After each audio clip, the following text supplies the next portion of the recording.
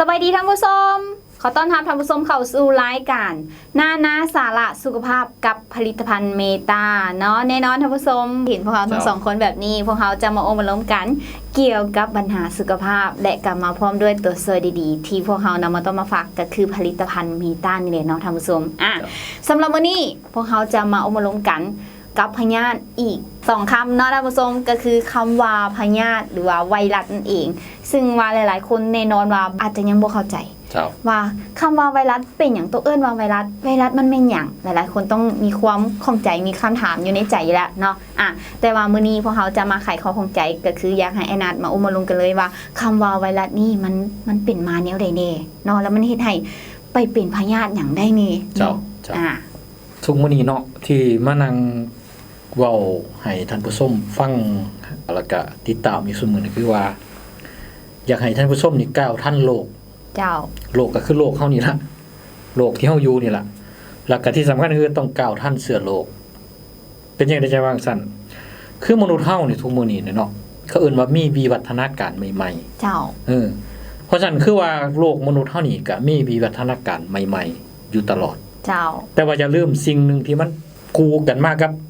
การพัฒนาวิวัฒนาการคือว่าคำว่าเสื้อโลกหรือว่าพยาธิหายนั่นล่ะเสื้อโลกก็มีวิวัฒนาการคือกันเนาะมีการพัฒนาคือกันเพราะฉะนั้นจังได๋จะวางสั่นอย่าลืมเด้อว่าทุกมื้อนี้โรคบางโรคหรือว่าพยาธิบางพยาธิหายที่เฮาเป็นแต่ก่อนนี้เนาะเป็นแต่ก่อนนี้มีอยู่ช่วงนึงที่มียาที่ท่านหมอเพิ่นปรุงออกมาผสมออกมานี่สกัดออกมานี่พยาธิหายเหล่านั้นสามารถที่สิเอาอยู่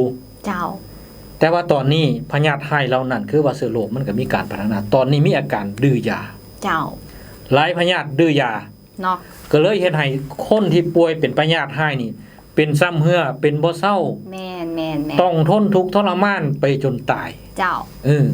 ทั้งทนทุกข์ทรมานทั้งเสียเงินเสียทองทั้งมีความเป็นอยู่แบบกินก็บ่ค่อยแซ่บกินหยังก็บ่ได้บ่มีความสุขเนาะเกิดจากการที่ว่าพยาธิหรือว่าเชื้อโรคนี่มันพัฒนา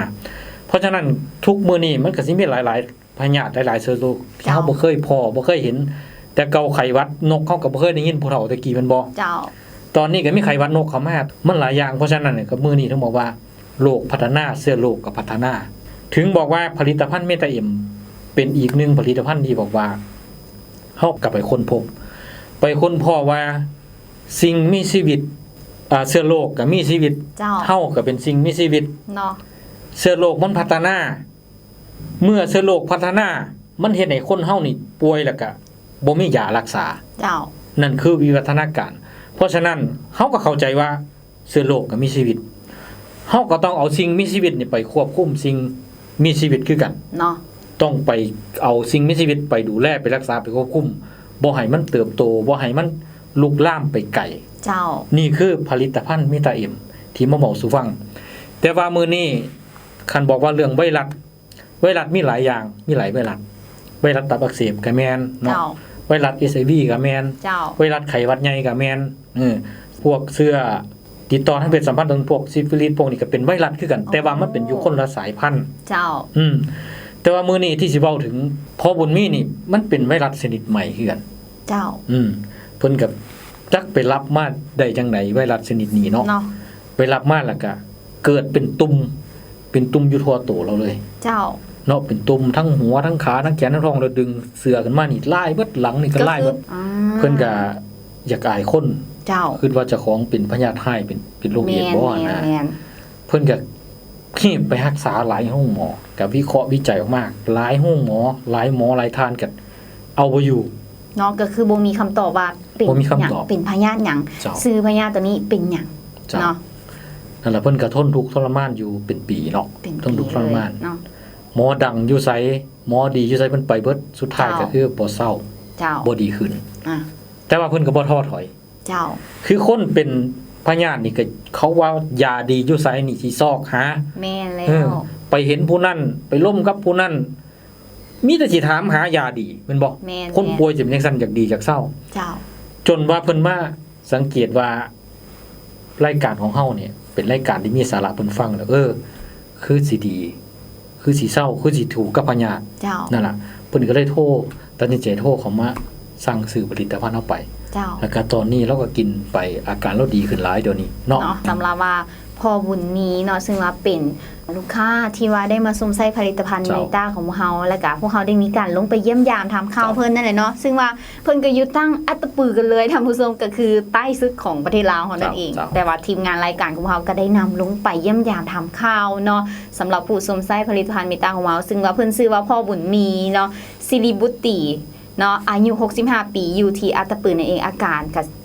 เป็นดังที่ไอ้นัดว่าเพิ่นมีเกิดอาการแบบว่ามีตุ่มขึ้นตามต้นตัวอยู่ทั่วต้นตัวเลยแหละเพิ่นก็มีอาการทุกข์ทนทรมานมาเป็นปีเนาะจนว่าได้มาเจอกับผลิตภัณฑ์เมตาเอ็มส่วนว่าข้อมูลเนื้อในรายละเอียดจะเป็นแบบใดตอนนี้ทีมงานพวกเราได้เตรียมข้อมูลไว้แล้วไปติดตามรับชมพร้อมๆกันเลยท่านผู้ชมบ่เชื่อก็ต้องเชื่อเรื่องราวความประทับใจจากผู้ทรงไส้ผลิตภัณฑ์เมตาเอ็ม สำหรับข้าพเจ้านี้ชื่อว่าบุญมีสิริบุตรีอายุ65 ปีก่อนอื่นที่ข้าพเจ้าได้นำใส่ผลิตภัณฑ์มีตาเอ็มนี้ข้าพเจ้าเป็นภูมิแพ้เป็นตุ่มอยู่ก้านคอข้าพเจ้าก็ได้ไปพินพัวนำห้องหมอน้อยห้องหมอใหญ่นับตั้งแต่นครหลวงเวียงจันทน์ก็จนมาฮอดอัตตปือแต่ว่าอาการนี่ก็เห็นว่ายังบ่ทันลดละระยะวันที่1 เดือน 11ก็เห็นรายการเมตาเอ็มนี้มันถือกับพญาติตัวเองจึงได้ติดต่อโทรศัพท์ไปหาก็จึงว่าได้เอายานั้นมากินมาฮอดปัจจุบันนี้ถือว่าได้กิน3 สุดก่อนกินนี้ก็เห็นว่าอาการนี่มันก็ลักษณะแบบตุ่มไข่โป้และมีอาการคันถ้าว่าเก่ามันก็แผ่ขยายออกแต่ว่าภายหลังที่ได้กินหวานกินยานี่ไปแล้วก็เห็นว่าตุ่มนี่มีอาการดำแล้วก็บ่มีการขยายถ้าว่าตัวใดมันบ่แก่แล้วมันจะแหวกไปเลยเหี่ยวไปเลยนี่มันหลุดลงมันเหี่ยวมันดำหมดเดือนหนึ่งอาการลดลงข้าพเจ้าเนาะก็ผ่านการได้กินยานำทางบริษัทนี้แล้วก็ขอฝากถึงบรรดาพ่อแม่พี่น้องถ้าว่ามีความสนอกสนใจเป็นพญาตินอกจากการเป็นตุ่มคือข้าพเจ้านี่แล้วนี้ก็เห็นว่าก็มีหลายๆอันดังนั้นก็ฝากถึงบรรดาพ่อแม่พี่น้องผู้ส้มอยู่ในโทรภาพหรือว่าอื่นๆนี้ก็อยากให้มีความเอาอกเอาใจรักษาสุขภาพของเฮานี่แหละคือกับพ่อนี่แหละพ่อเดี๋ยวนี้ก็บอกความสิเข้มแข็งแล้วเจ้า สนใจติดต่อสอบถามหรือสั่งซื้อผลิตภัณฑ์ได้ที่0 2 0 9 8 2 9 4 2 2 8